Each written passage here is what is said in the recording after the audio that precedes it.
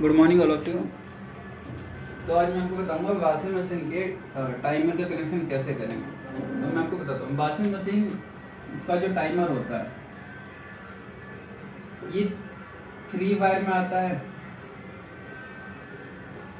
4 wire में आता है, 5 वायर में आता है, 6 वायर में आता है, 7 वायर में आता है। वायर्स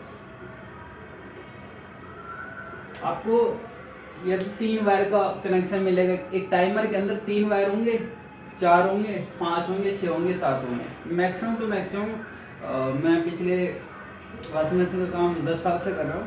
मैंने 7 तारों से ऊपर का टाइमर देखा नहीं है। और उनमें भी जो टाइमर के वायर होते हैं वो हमारे यूजलेस होते हैं। जो 7 टाइमर के वायर होते हैं मतलब उनमें उतने हमारे काम के नहीं होते हैं। तो सबसे पहले मैं 3 टाइमर का कनेक्शन बताऊंगा। तो 3 टाइमर क्या होता है, उसमें एक ये 3 टाइमर हो गया। तो मैं आपको बताता हूँ 1 2 3 ये टाइमर है।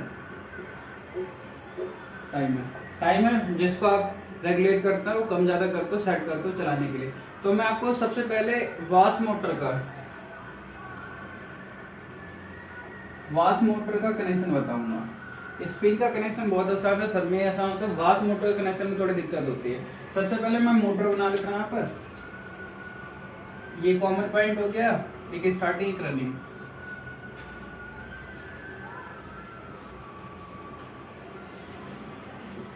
ठीक है, स्टार्टिंग का एस से प्रेजेंट कर दिया, रनिंग को आर से प्रेजेंट कर दिया, कॉमन को सी से प्रेजेंट कर दिया। अब इनको उठा के इनके बीच में कैपेसिटर लगा लिया। जो कैपेसिटर होगा 9-10 माइक्रोफैराड का होगा। अब मैंने 9-10 क्यों लिखा, क्योंकि किसी किसी मोटर में 9 का लगता है, किसी किसी में 10 का लगता है। आप 9-10 दोनों का लगा सकते हो। मार्केट में आपको सिंगल कैपेसिटर लोगे तो 9 का नहीं मिलेगा, तो 10 का मिलेगा। आप 10 का भी लगा सकते हो। वाश की मोटर में 10 का कैपेसिटर लग सकता है, लेकिन स्पिन के मोटर में 10 का कैपेसिटर नहीं लगता है। और ये कॉमन पॉइंट हो गया। तो यहाँ से मैं 2 वायर उठा लेता हूँ, एक इस पॉइंट से, एक इसी पॉइंट से उठा लेता हूँ। तो मेरी 2 वायर हो गया। ठीक है, ये जो एक वायर होगा ये रेड कलर का होगा और एक ये वायर भी आएगा, क्योंकि वाश की मोटर में दोनों तरफ घूमती है। तो ये रेड हो गया, ये येलो हो गया, ये रेड। जरूर देखो, कुछ स्टैंडर्ड को ना सभी कंपनियां फॉलो करते हैं, बट जरूरी नहीं कि हमेशा रेड ही वायर हो। मैंने एक बेसिक ले लिया है कि हम ज्यादातर येलो और रेड देखने को मिलता है। तो एक स्टार्टिंग हो गया, स्टार्टिंग को मैं आर का नाम दे देता हूँ, रनिंग को मैं एस का नाम दे देता हूँ, कॉमन को सी का नाम दे देता हूँ। ठीक है, तो जो हमारे पास सप्लाई है, यहाँ पे जो सप्लाई है अपने पास, सप्लाई इस तरीके से बनता है। जो सप्लाई अपने पास, उसमें न्यूट्रल और फेस है। ठीक है, तो जो न्यूट्रल है उसको हम एन का नाम देते हैं, फेस को एल का नाम देते हैं। पी भी लिखता है, फेस मतलब एल भी लिखा जाता है, पी भी लिखा जाता है, कुछ भी लिख सकते हो। तो जो न्यूट्रल है मैं उससे पहले कॉमन में दे देता हूँ। न्यूट्रल चला गया कॉमन में, न्यूट्रल को हमने कॉमन में भेज दिया, यानी मोटर का जो कॉमन वाला वायर उसमें न्यूट्रल भेज दिया। और जो फेस वायर है यानी जो एल का लाइन वायर है वो एक टाइमर में चला जाएगा, एक टाइमर में चला गया। ठीक है, तो सप्लाई से फेस वायर हमारी टाइमर में चलेगी। और जो ये 2 वायर है ना, इनमें से एक स्टार्टिंग में देना है, एक रनिंग में देना है।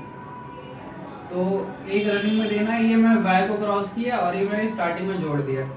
ये वायर क्रॉसिंग, ये जो सिंबल है ना, ये जो सिंबल है ये वायर क्रॉसिंग, इसको कहते हैं वायर क्रॉसिंग। वायर क्रॉसिंग का मतलब क्या है कि इसके साथ कनेक्ट नहीं हुआ, इसको ओवरलैप करके आगे बढ़ गया। और एक होता है वायर जॉइंट। वायर जॉइंट में क्या होता है, इसे कहते हैं वायर जॉइंट। ये वायर जॉइंट का मतलब क्या है कि इसके साथ कनेक्ट है। जब भी मैं कोई वायर जॉइंट करूंगा तो आप एक गोल सा डॉट बनाऊंगा। जैसे देखो यहाँ मैंने डॉट बनाया है, यहाँ पे भी डॉट बनेगा, यहाँ पे भी डॉट बनेगा, क्योंकि यहाँ पे वायर जॉइंट हुआ है। और जो ये वायर है ये आके सीधा इसमें जुड़ेगा। मैंने यहाँ पे भी डॉट बना रखा है, यहाँ पे डॉट बना रखा है, यहाँ पे भी डॉट बना रखा है।